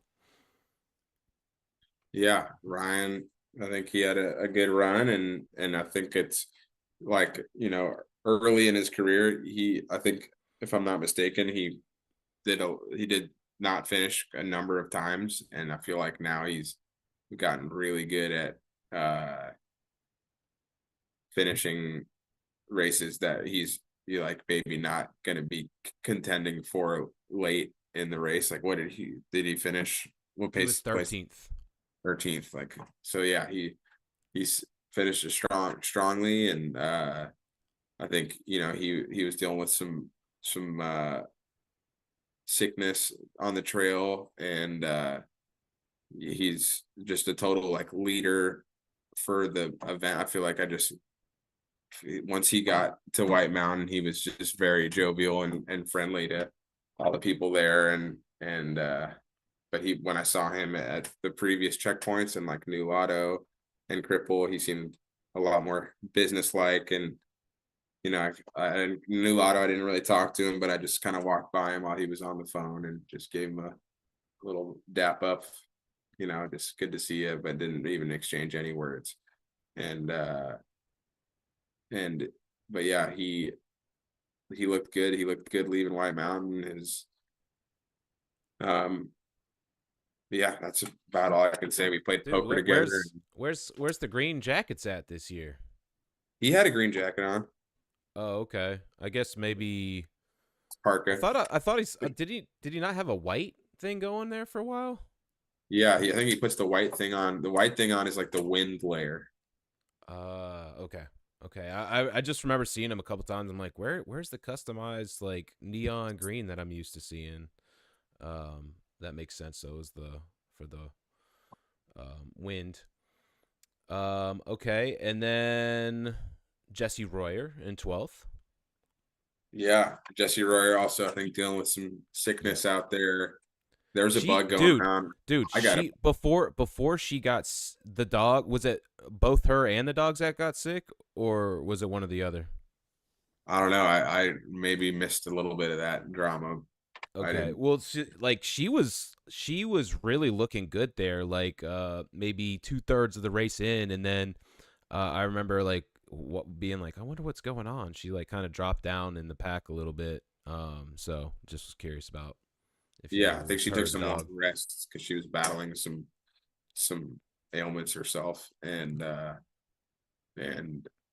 yeah, so I saw her in New Lotto, and she gave like Bailey some great advice about his dogs who were having GI issues, and uh and it was just, she seems like just super helpful to her competitors. She's the most experienced as far as total Iditarods ran. I think this was her 22nd finish, and she's like 48. That's pretty insane. Yeah. Um, and yeah, she just seems like such a vital part of mushing, and I hope she continues to be in this race. But also, 22 Iditarods. I could see her hanging out in Montana for a couple years before she's back up here. But I think that even if she's not running, she'll probably be involved in the race in some way. I'm not sure what her plans are moving forward, but she did an amazing job as she always does, and I'm not very close with her. I wish I was. She seems so cool, and I want to be her buddy, but it's just I haven't connected with her yet. So Okay. All right. Note to self: maybe we need to, go outside the comfort zone and get someone on we don't know well, and just get to know them that way. But we'll move into the last two. Michelle Phillips, who closed out in the 10th spot. nice. Yes, she. I sat with her at the finishers meeting, and she's so nice, and she lives there, and she lives like 40 minutes from Connor McMahon. Yep. Fun fact. And yeah, she was like, again, just a positivity at the checkpoints, oozing positivity, and she's in the back-to-back top 10 finishes. Someone, again, I'm not like, I haven't bonded with her super closely, but it was nice to at least chat with her a little bit and know him, and she just seems like a kind person who's really she said she lives in a place that's 10 miles from the road, so she just like has her dogs loose like all the time because they just no risk of them running into the highway or whatever. So Nice. I remember, I feel like I saw a video of her like a couple years ago when she was just like walking around, and she just had 16 loose dogs that were all within like 12 feet of her, and I was like, it's like we struggled to call back our one dog, and got 16 dogs that are all just like, okay, we're sticking with you. We're, you know, so you can tell she's got a really like, I don't know. She's the way that she's able to talk with her dogs and communicate with them and ask them to do what she wants them to do, and then the way they respond to it, it seems like it's kind of next level. Nice. Nice. Yeah, those two names, Michelle and Jesse, I've kind of had them on the radar for a little while, and I know that we don't have like a strong connection to them, but I think that would be good to get both of them on or one of them on. That could be a good time to learn more about them. And then closing things out, and this list we've only touched on finishing mushers, so I do want to give a little bit of love to some of those other mushers as well. But in the ninth spot, you had Pete, Sneaky Pete. Um, just anything you want to talk about with his race? Yeah, I mean, with his race, I don't know, you know, what was the difference for him between ninth and you know third or whatever, but uh it was, he had his classic, I'm just gonna run Cusco, and then you win Cusco, and you're like, well, I mean, they're already ready for Iditarod. I just got to go take them on a couple more runs, and we're ready to go. He signed up like the day before dog drops were due. It's pretty crazy. Yeah. uh, but yeah, he was it was I mean, you never really know like how the race went for them. You only see him at the checkpoints, but he just seems pretty dialed in at the checkpoints, and I don't like I think that when most of the teams that you would expect to be in the top five, maybe that weren't in the top five, maybe Pete's one of those guys. And I think it'll boil down to, are they eating well, or is there some kind of like digestive kind of hump they're having to get through, is ultimately the biggest thing that'll hold you back from being able to kind of run that top tier race that you're looking to run. And I think he puts a lot of pressure on himself to be in that winning position. But he did I mean, top 10. He's gonna, he's coming back with a nice paycheck, and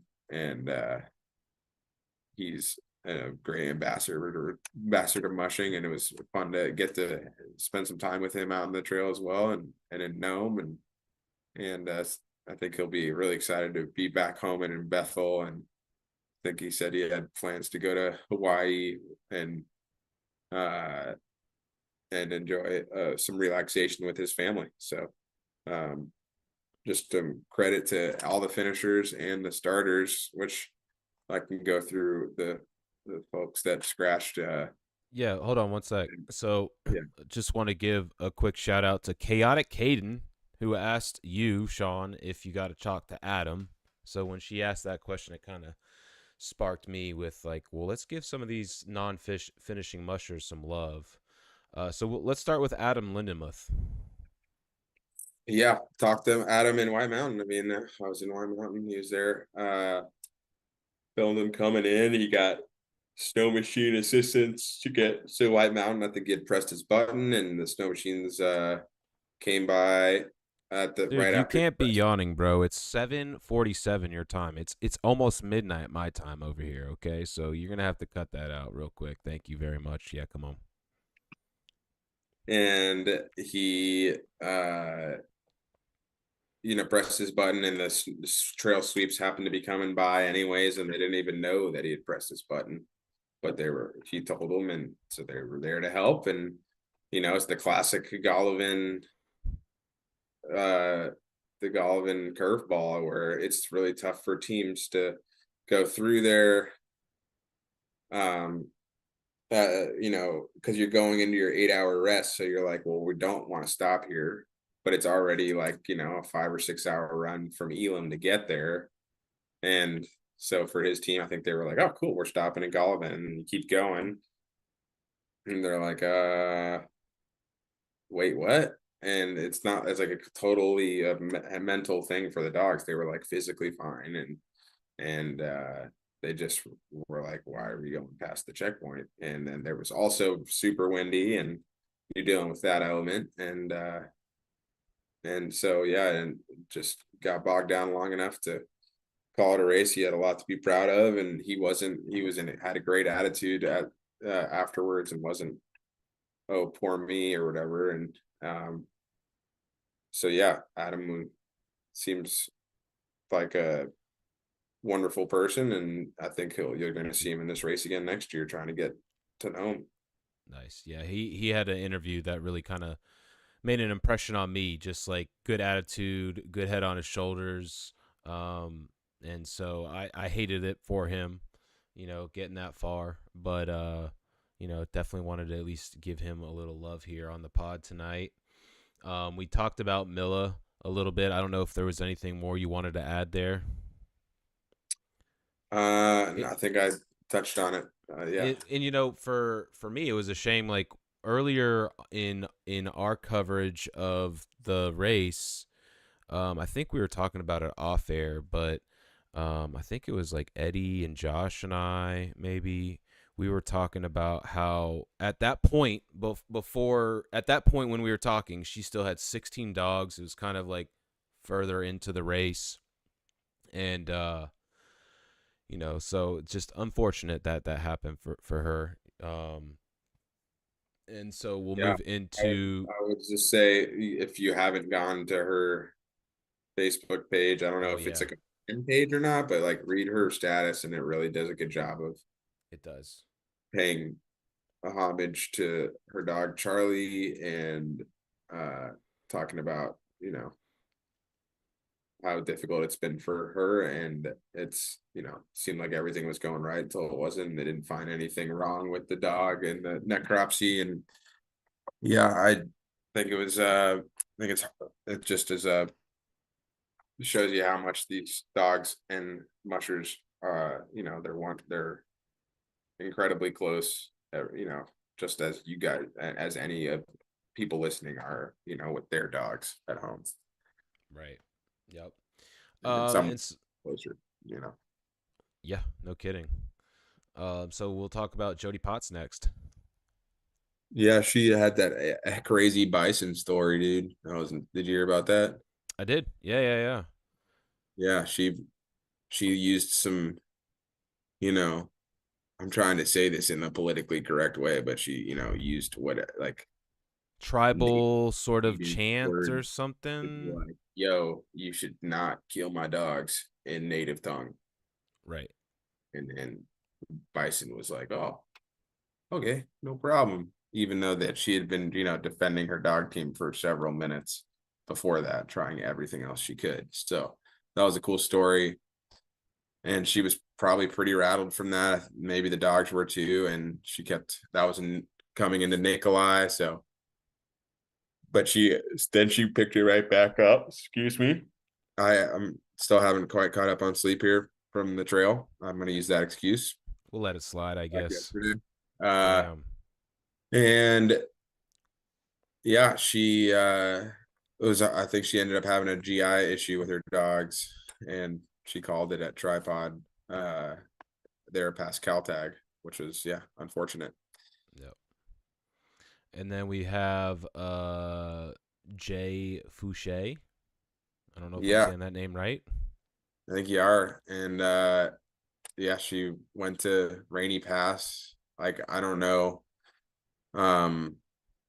I don't know her very well. I don't know her backstory very well, but yeah, she said it was just hard on her body, is what her Facebook status said. So uh yeah, I guess I'll just kind of leave it at that, because Sure. she's very open with herself and her story on her Facebook page, which I don't know if that's like a you have to be her personal friend, or if it's like a you follow them like you'd follow an athlete. Like, I don't know if I'm just like getting to see that and no one else is, but yeah, just seemed like it was physically pretty demanding and on her body, and she maybe tweaked a little bit of this and a little bit of that, and was just not fit to continue. And yeah. And then last but not least is, do you know who it is? Do you know what musher we haven't Yeah, talked about? Grayson Bruton. There we go. And yeah, he and Unilocleat, I'm not sure what happened there. I actually think a lot of people maybe don't know, and I'm curious to know. But he is ran with me in 2020. I talked with him extensively in Nikolai and learned a lot. And he's extremely experienced. I think he spent like 7 years working for Mitch, Dang. and now he's with his family in Tok, but he's not actually in Tok, Alaska. He's like a handful of miles from the Canadian border, and it's like family has like some setup near there, and he started a kennel next to them. And yeah, that was a surprise to see his race end. I was surprised, and I don't really know. It's kind of a little bit of a mystery. Okay. Interesting. Well, I wonder what will come as more time passes there. Well, I think we talked about every musher at this point, finishing and not. And I think we've gone into great detail of the race. I'm sure more stories will come as we have some guests on here coming up. One thing I thought we could kind of close out with was just looking at some of these awards from the mushers ceremony, and obviously a lot of the awards were given to Jesse for being first to certain checkpoints along the way. One that I wanted to bring up was the fastest time from safety to Nome. Sean and I have talked about this before, but that award was given to Jeff Dieter. And I was just looking up his time here. White Mountain. What was it? 3 hours? Safety to Nome. Boom, No, boom. definitely less than 3 hours. I bet you it's 2.5. He did it in Jeff Dieter 2:58, and there were so just 258. Wow. two, Oh, yeah, there were faster times, but he's top third of the race only. yep, Yeah. yep, exactly. And that was something similar to like you kind of talked about Jesse Terry, like the typical story of like just building a freight train, slow and steady at the front, and then kind of that I think is a good example there of applying that to Jeff too. You know, slow and steady. I was really like, man, like I think he was hanging out like 15 to 20th, you know, for a good chunk of the first part of the race, and then just kept slowly but surely Dude, marching up there. it was funny. I see him come into like almost every checkpoint I was at. I think he came into, and I'd always see him come in. The same thing happened every time. There'd be like a volunteers like will lead the dog teams to their places, or maybe sometimes they'll just hold the lead dogs to make sure they don't go off. And I saw several teams turn around at the checkpoint because the lead dogs go sniffing off to the left, and then next thing you know, the whole team's turning around. And anyway, so someone's standing in front of his team, and they'll stop, the team will stop, they'll be calm, and then someone goes and stands in front of the team. They're all like, and then he's like, hey, he said this like on every checkpoint, like, hey, if you stand in front of them, then they're looking to get to you and they go crazy. So like, don't stand in front of them, which is unique. Like that's not what you would do with most teams at most checkpoints. And so it was funny he had to see him explain that over and over. Um, and then once this person would step to the side, his dogs would calm down, and he was able to kind of, he had a good rapport with his team. And he was like, for some reason, my team, when every time they leave a checkpoint, they just blast right off the straw. How a lot of teams are kind of chugging along a little slow, kind of leaving the checkpoint. They just got up from their nap, and his team is just, see you later. They're like, let's go, baby. And yeah, just to be clear, that was for fastest speed from safety to Nome. I think I said White Mountain originally. Um, so yeah, a couple other awards that I wanted and I was curious. Did you watch the Mushers Banquet? Did you tune into No, any of that, or it just crashed pretty hard when I landed. And it's pretty yeah, fair? It's all good. But we had the Howard Farley Memorial Award, which is award honoring perseverance, and that was given to Sam Paperman. I don't know if you have any. I've never heard of that award. I don't know. Okay. And then we talked about Rookie of the Year. That was Jesse. He gets the trophy along with a $2,000 check.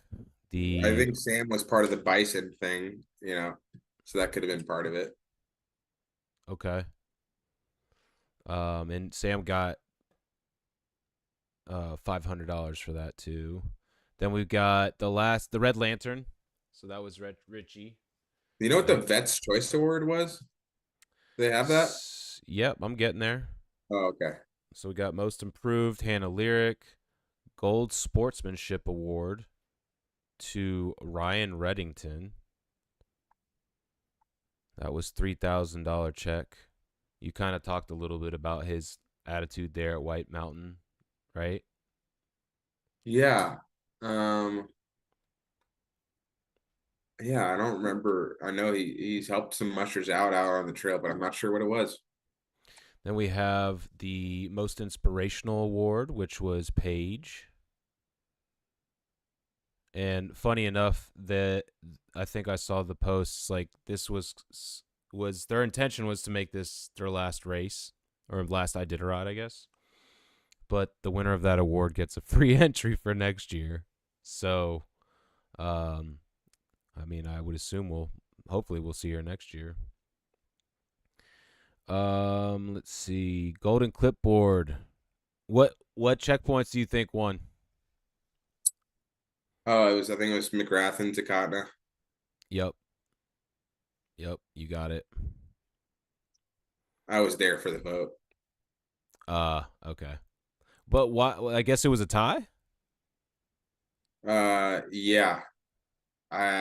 They removed like the McGrath checkpoint, like where the indoor space was moved to a new space, and it was really nice area. And then in Takatna, I think also they used to be like a church that people stayed at, and that burnt down. And then in years past, it's been like I think they ended up opening up the school for mushers to stay at, and it was really a nice upgrade, and they had to really change a lot and put a lot of work in to make those things happen and make the checkpoints run as smoothly as they did. And their one McGrath is a hub that you fly into with a big, like it's a bigger village, and everything that goes to Katna comes from McGrath, and they're only 18 miles apart, so they just kind of are. Hold on, I gotta sneeze. uh, they just are um kind of, I'm not gonna say one and the same, but they, like kind of like the twin cities of the Sure. trail. Yep. That makes sense. I got you. Okay. So humanitarian award was Riley. Dude, Riley, the way he talks to his dog is just like the most hilarious thing. Like he's like full conversations. It's not like, oh, he says a little like, oh, you're being, he's like full on conversations. He could have a podcast just with him and his dog team.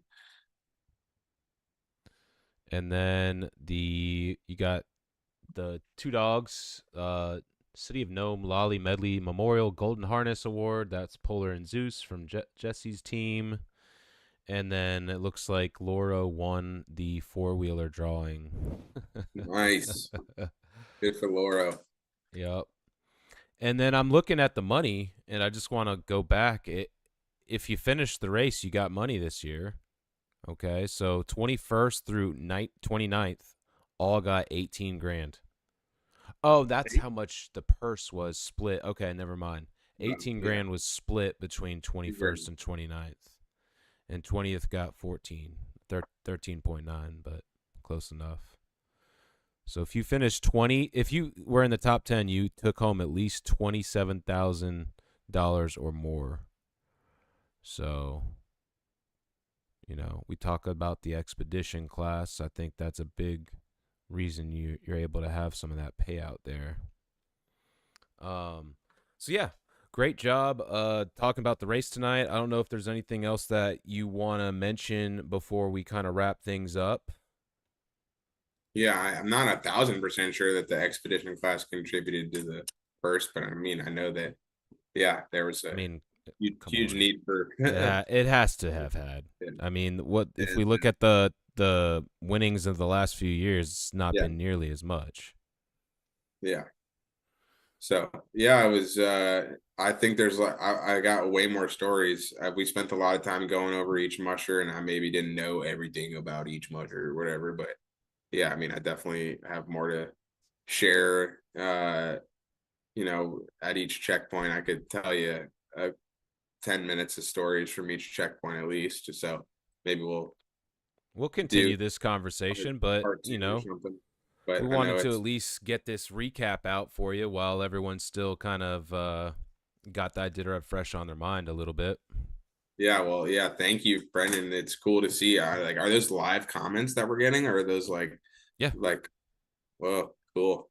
Yep. So I guess some things you don't know, but like I figured out a way to have a program, I can click a comment and get it to pop up on the screen. Yes, you Uh can. the shorter the comment, the better. So like unfortunately some of y'all's comments tonight, if they're like longer, if I click on it, it's only going to show like a section of it. So I've read those instead.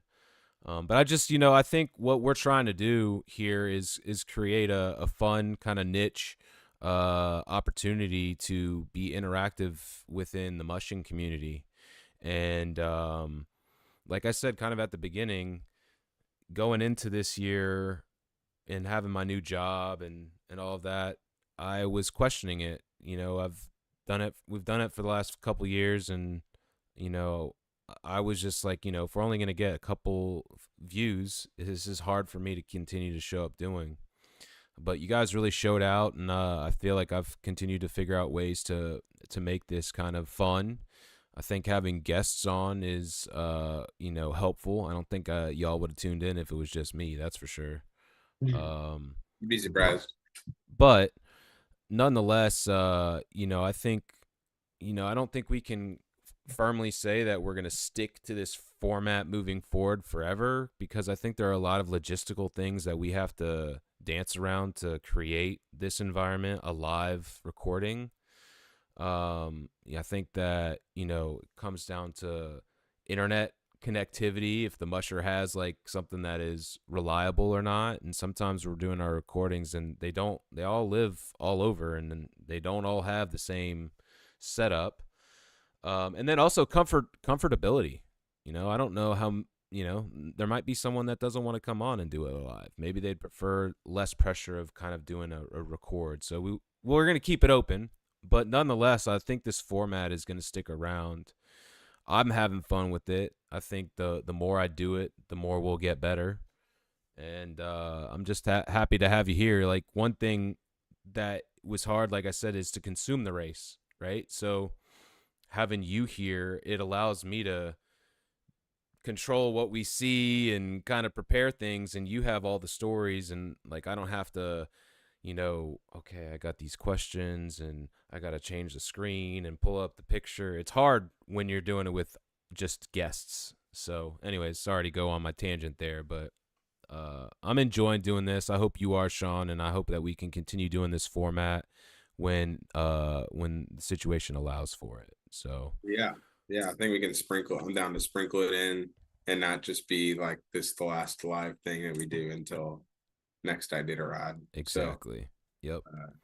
yeah. I wanted to pull up two more pictures. This picture is Yeah. from a sunset, I assume, closer to the end, because that's how I received the pictures, like chronologically. But tell us about the sunset, because it's looking awesome. This is Shaktoolik, dude. Okay. Yeah, and it's just right behind the checkpoint, and you're How looking cold? out. How cold are you there? You look like you're kind of like tense because you might be cold and without a jacket, but I don't Yeah, know. that's exactly what's going on. I thought I was like trying to like puff my chest out and make it look like I'm totally not cold, but I was cold as shit. Nice. And then the last picture I wanted to bring in was this epic photo, Dude, that picture which might just do it justice, man. That is insane. it looks fake. Like, you sent that, and I was like, God, that is so epic. But this I assume is on the Delta flight back home to Anchorage from Nome. Is that right? Yeah, the Alaska Airlines flight. Yeah, it was dude, we might just have to fly to Nome just to fly right back and do see this. Like it just looks insane.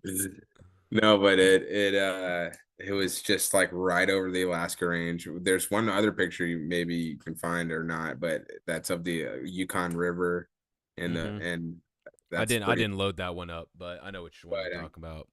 but yeah, the left mountain there in the picture is I believe that's Foraker, and then the middle right mountain there that's got a rocky top to it, that's Denali. And it was just so cool to fly What a next to it view. for 30 minutes, just like watching, like with each 5 minutes that go by, like it looks like a completely different mountain.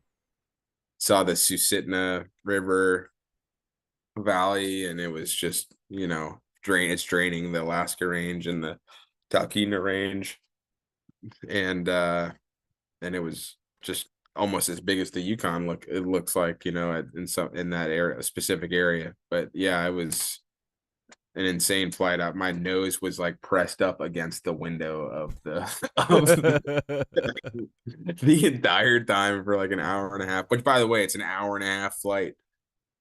Pretty long flight, but also a lot shorter than 10 days on the trail, I guess. Right. Nice. Well, cool. Sean has more pictures. I think like he said, he has some more stories. So, we'll continue to kind of sprinkle those out, whether it's on social media or in a further podcast. But yeah, thank you all so much for tuning in. We hope that you enjoy this breakdown of the race. Sean and I set this up to like not talk about much of the race beforehand, so that all of this is like the first time I'm hearing it is coming from Sean right now. So, I think that we've had a good time with this, and we will continue to do that moving forward. But the one thing I was going to leave you all with, if you made it this far, is throw something in the comments on who you want us to bring on next. And, if we get over a certain amount of votes on a certain musher, we'll try to go get them and get them on. So I thought that could be a fun way to keep things interactive, whether it's here in the comments or hit us up on social. We have a Facebook page and an Instagram page. We're not necessarily incredibly active, but that is another way for you to get in touch with us. So again, thank you all